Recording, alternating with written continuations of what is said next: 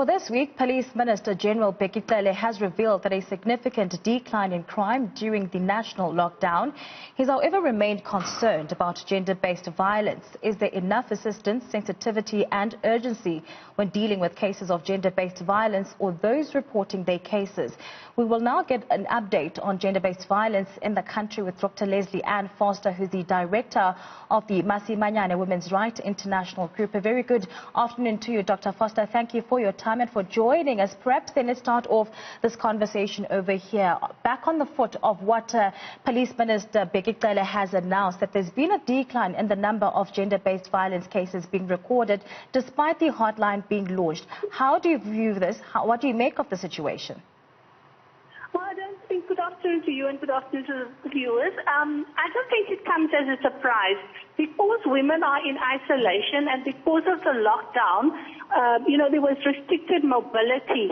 So people couldn't exactly get around from, the home to a police station and so forth. I also think that in our being in isolation, I've just been writing about this actually, there are more draconian measures that the abusers or partners of the women use. They cut them off from family support, from friend support, from going to, just to be able to reach out to someone else to speak about the violence. And we noted that there's been a marked increase of that. We also know that there's heightened levels of domestic violence because of all of the other problems that women are facing. So there are extra care burdens that are placed on women: care for children, care for the elderly, care for the disabled, care for partners.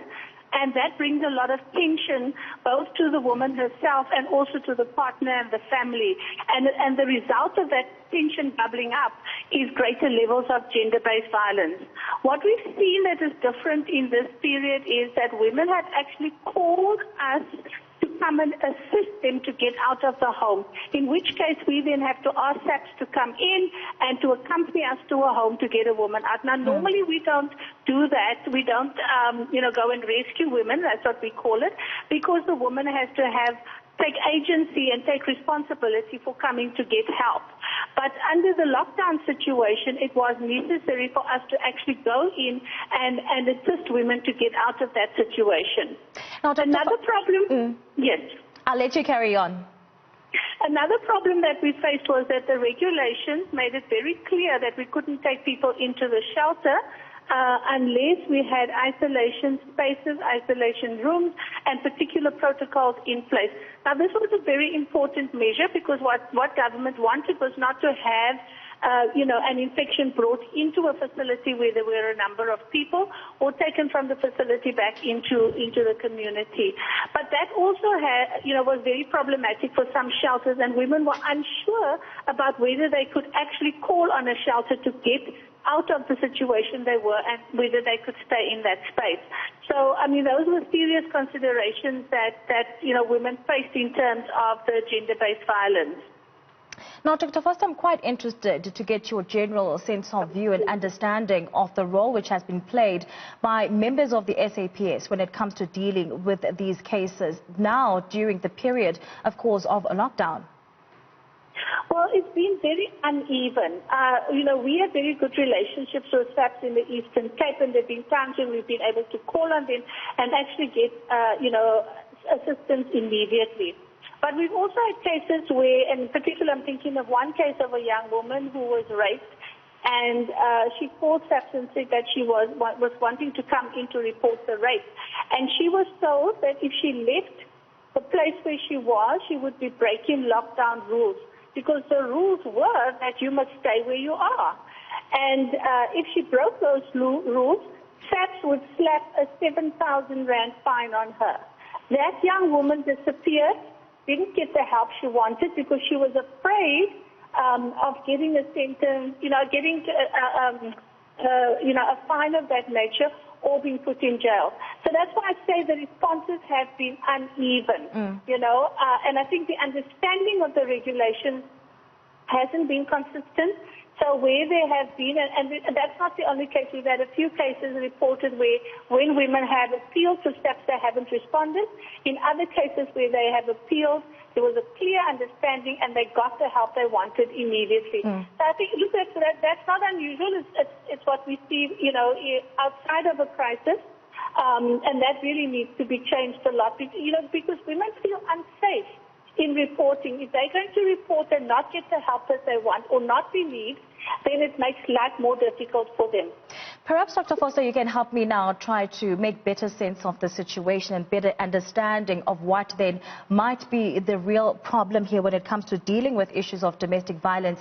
Would it be the Act that is really not outlining what SAPS members are supposed to do in instances where they called for issues of gender-based violence? Is it a policy issue, a regulations issue? How do we then as a country fix that moving forward, more especially when we find ourselves in circumstances such as the COVID-19 pandemic, which now faces, or rather forces, the victims to be in position with the perpetrators? Look, this is not a problem that, is surfacing now. We have a problem with gender-based violence in our society during normal or ordinary times. I mean, we have heightened levels of gender-based violence, and we've had it for a long time, so that it's virtually normalized in our society. And that's why the President has signed the Declaration on Gender-Based Violence and Femicide. That's why he's had a committee to put together a national strategic plan. Now, that national strategic plan looks at prevention as an important component, of combating gender-based violence. I think what we see is the normalization means that in our psyche, to a large degree, the violence is accepted. So when you're working with state agents, they have that. Some of them, I can't say all of them, but many of them, if they don't have the correct training or they haven't got enough experience, will just apply, a superficial response to the problem that is presented to them. And that is the problem. We need a change of understanding, a change of attitudes and behaviors. And that's a long-term, program or project that we are beginning to engage in. What COVID did was exacerbate that.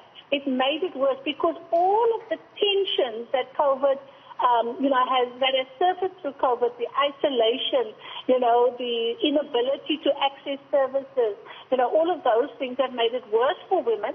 And then, from what I can see, SAPS is intensely engaged, in enforcing the lockdown, which means that all they have in their minds is lockdown. People must be where they're supposed to be. And if you're presenting with a social problem like domestic violence, they aren't listening to that. They're actually not listening to that to the degree they want. So, and I just want to say it's uneven because there are pockets of responses which are excellent, and I've experienced that, our organization has experienced it, where SAPS really come in and they partner us fully in providing the safety and the protection that the woman needs. But it is not an even response. It's not a standardized response. It's not a comprehensive standardized response. And that's the problem we're facing.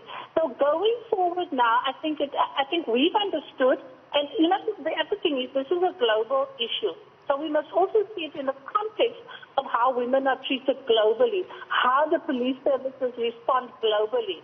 And that's a particular kind of culture, particular ethos that has to change. And I believe that with our national strategic plan, which has just been passed by Parliament, we have a real opportunity to bring about that change in our society. And COVID gives us the moment when we can make that change. It's a sea change, and COVID gives us that moment to make that sea change.